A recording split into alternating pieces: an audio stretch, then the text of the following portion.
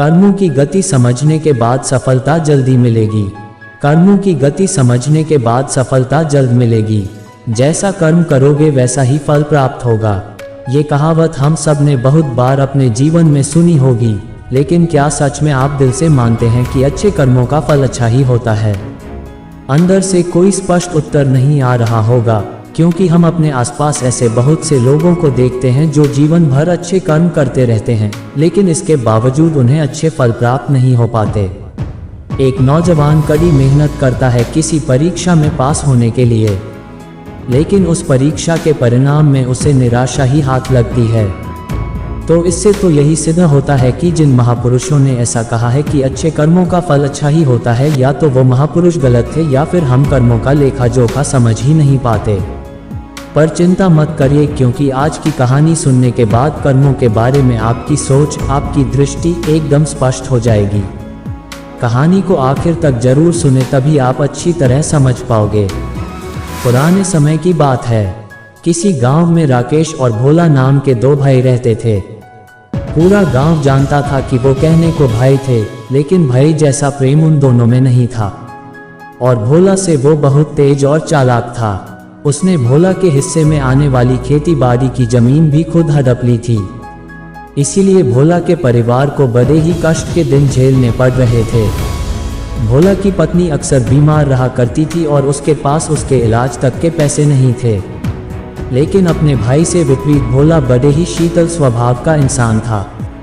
वो कभी किसी के साथ बुरा नहीं करता था, लेकिन उसके मन में अक्सर ये सवाल उठा करता था कि मैं किसी का बुरा नहीं करता, किसी के बारे में बुरा सोचता तक नहीं हूँ, तो मेरे साथ ऐसा क्यों होता है? क्यों मेरी पत्नी हमेशा बीमार रहती है? क्यों मेरे पास इतना भी धन नहीं है कि मैं अपना जीवन अच्छे से चला सकूं? क्यों मुझे मेरे कर्मों का फल नहीं मिलता है? और मेरा भाई इतना धूर्त है, इतना चालाक है और वो हमेशा मज़े में रहता है, उसी तो कोई परेशानी नहीं है। वो सोचने लगा कि शायद बुरे कर्मों का फल अच्छा मिलता है, अच्छे कर्मों का फल अच्छा नहीं मिलता, और धीरे धीरे इस संदेह उसके मन में घर करने लग गया। गांव से कुछ दूर एक सन्यासी अपनी कुटिया बनाकर रहा करता था। जब भी वो सन्यासी गांव में भिक्षा मांगने के लिए आता तो सबसे एक ही बात कहता कि जो तूने किया वो तेरे हिस्से और जो मैंने किया वो मेरे हिस्से। भोला इस बात का अर्थ कभी समझ नहीं पाया। एक दिन जब वो गहरी चिंता में डूबा हुआ था तो उसके कानों में यही शब्द पड़े कि जो तूने किया वो तेरे हिस्से और जो मैंने किया वो मेरे हिस्से। जैसे ही ये शब्द भोला के कानों में पड़े, वो गुस्से से तिलमिला उठा। उसने गुस्से में उस सन्यासी से कहा कि हे महात्मा, आप हमेशा ही की बात का रट लगाते रहते हैं जिसका कोई मतलब नहीं है। अगर आपकी बात सत्य होती तो मैं जीवन में अच्छे कर्म करते आया हूँ, तो मेरे हिस्से में तो अच्छे ही कम होने चाहिए थे, अच्छा ही फल प्राप्त होना चाहिए था, लेकिन मुझे कुछ भी अच्छा फल प्राप्त नहीं हुआ। मेरी पत्नी हमेशा बीमार रहती है, खाने तक के पैसे नहीं होते हमारे पास। सन्यासी ने बड़े ही शांत स्वर में कहा कि ऐसा प्रतीत होता है बेटा कि परिस्थितियों से तुम हार मान चुके हो। कठिन परिस्थितियों ने तुम्हारी सोच पर गहरा असर डाला है। बुरे समय में तुम्हारी सोच भी बदल कर रख दी है। तुम्हें काम करना, आज संध्या समय कुछ फल लेकर मेरे आश्रम में आना, फिर मैं तुम्हारे सारे सवालों के जवाब दूंगा। और ये कहकर वो सन्यासी अपना भिक्षा पात्र लेकर अगले घर की तरफ निकल जाता है। संध्या समय भोला ने कुछ फल खरीदे और गांव से दूर उस सन्यासी की कुटिया की तरफ निकल पड़ा। जैसे जैसे वो रास्ते पर आगे बढ़ रहा था।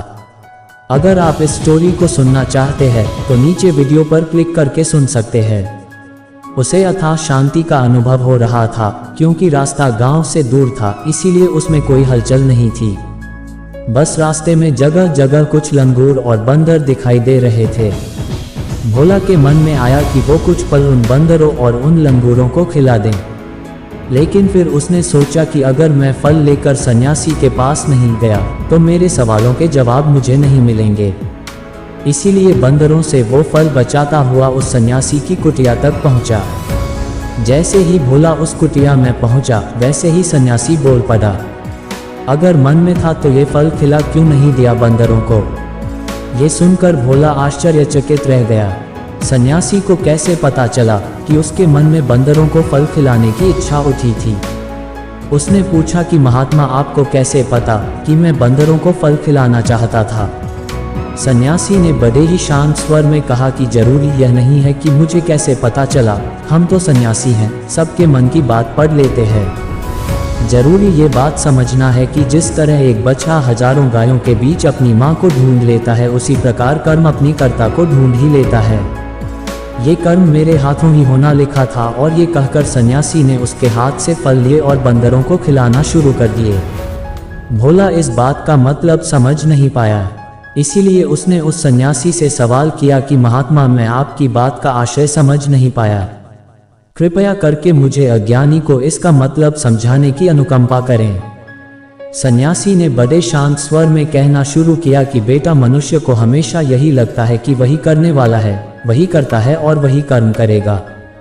लेकिन समझने की बात यह होती है कि कर्म आपका खुद चुनाव करता है, आप कर्म का चुनाव नहीं करते।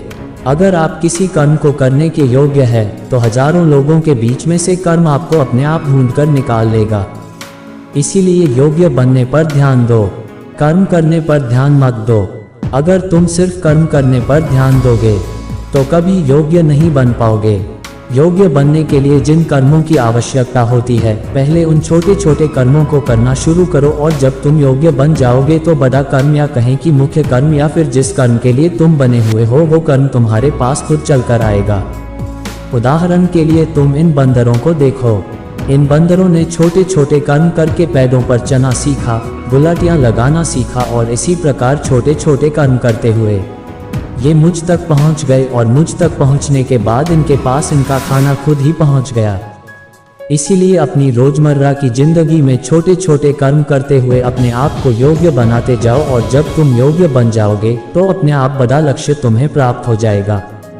सन्यासी ने अगला कथन कहना शुरू किया, जो कि बहुत ही जरूरी था।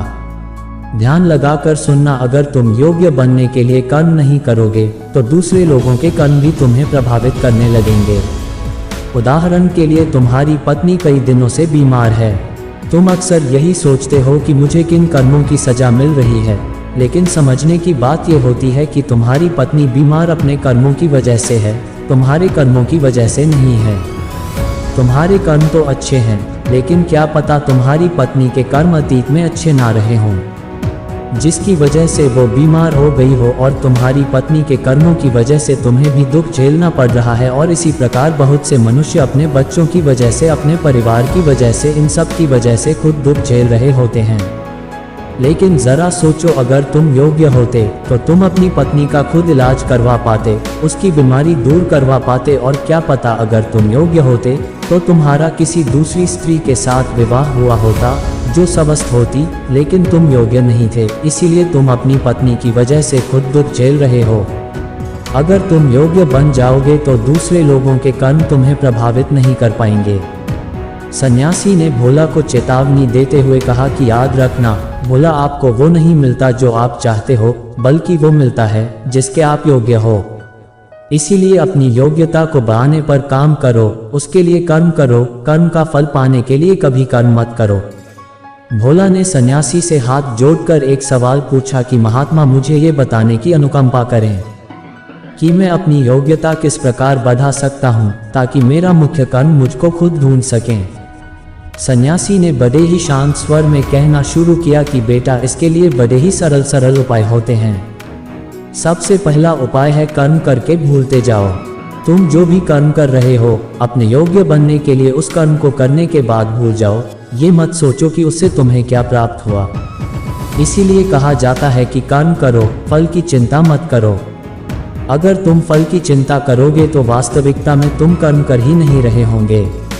अक्सर मनुष्य की पीड़ा का ये एक बहुत बड़ा कारण होता है। वो सोचता है कि मैं कर्म तो अच्छे कर रहा हूँ, लेकिन मुझे फल प्राप्त नहीं हो रहे, और यही पीड़ा उसके मन को ठेस पहुँचाती रहती है, उसको अपने लक्ष्य से भटकती रहती है। किसी कर्म को करने के बाद अपना आकलन जरूर करें, लेकिन फल की चिंता ना करें। भोला ने सन्यासी से सवाल किया कि महात्मा, हम अपना आकलन कैसे कर सकते हैं? सन्यासी ने उत्तर दिया कि बेटा, जब भी तुम कोई काम पूरा करते हो तो काम पूरा करने के बाद खुद से ये सवाल पूछो कि क्या इस काम को करते समय तुम्हारा ध्यान इसी काम पर टिका हुआ था? ये तुम्हारा ध्यान कहीं और भटक रहा था। इस तरह तुम खुद का आकलन कर पाओगे कि तुम कितने ध्यान के साथ उस काम को कर रहे थे, और जितने ध्यान से तुम किसी कर्म को करोगे उतनी ही तुम्हारी योग्यता बढ़ती जाएगी। और अगर तुम यूं ही बस पूरा करने के लिए किसी कर्म को करते रहोगे तो उस कर्म से तुम कभी भी योग्य नहीं बन पाओगे। वो कर्म तो पूरा हो जाएगा लेकिन उसका फल तुम्हें प्राप्त नहीं होगा। इसीलिए अपना आकलन इस प्रकार करो कि तुम्हारा ध्यान वहाँ पर टिका हुआ था या नहीं था, या तुम्हारे विचार तुम्हें कहीं भटका ले गए थे, और कोशिश करो कि तुम्हारे विचार अगली बार जब तुम ये कर्म करो तो उसी कर्म पर टिके रहे, इधर उधर दूसरी बातों में भटके ना। भोला ने इस पर एक सवाल पूछा कि महात्मा, जब भी हम कोई कर्म करते हैं तो हमारा मन विचारों से ग्रस्त हो जाता है, वो तरह तरह की बातें सोचने लगता है, तो हम किस तरह अपने मन को एक ही कर्म पर टिका कर रख सकते हैं? इसके लिए कोई उपाय बताएं। सन्यासी ने इसका उत्तर देते हुए कहना शुरू किया कि बेटा, जब भी तुम किसी कर्म को करते समय अपना पूरा भाव उसमें डाल देते हो तो तुम्हारे विचार उसी कर्म पर केंद्रित रह सकते हैं। पूरे निष्ठा, प्रेम और सद्भाव के साथ किया गया कर्म तुम्हारे विचारों को इधर उधर नहीं भटकने देता। विचार तभी तुम्हें दूसरी दिशाओं में बहा कर ले जाते हैं जब तुम उस कर्म को पूरी निष्ठा के साथ नहीं करते, उसमें पूरा प्रेम नहीं डालते, उसमें पूरा भाव नहीं दिखाते। जब ये तीनों चीजें तुम उस कर्म में डाल देते हो तो स्वाभाविक रूप से तुम पूरी तरह उस कर्म में सम्मिलित हो जाते हो और तुम्हारा मन और मस्तिष्क एक ही जगह पर टिका रहता है। सन्यासी ने अपनी बात खत्म करते हुए कहा कि अगर कोई इंसान, कोई मनुष्य इन उपायों का सही तरीके से इस्तेमाल करता है, उनका पालन करता है, तो वो किसी भी कर्म के लिए अपने आप को योग्य बना सकता है। और एक बार अगर वो योग्य बन जाता है तो उसी बछड़े की भांति उसका कर्म उसे अपने आप ढूंढ लेता है। भोला को कुछ फलों के बदले जीवन भर का ज्ञान मिल चुका था, उसे स्पष्टता मिल चुकी थी, उसके सारे मन के सवाल खत्म हो चुके थे। उसने सन्यासी को प्रणाम किया और वहां से अपने घर के लिए निकल पड़ा। रात हो चुकी थी और रास्ते पर अंधेरा छाया हुआ था। वो इन बातों के बारे में विचार करता हुआ अपने घर की तरफ निकल पड़ता है। तो दोस्तों, आपको आज की कहानी कैसी लगी? अपनी राय हमें कमेंट में ज़रूर बताएं। अगर आपको ये पसंद आया तो इस पोस्ट को दूसरों के साथ शेयर करें।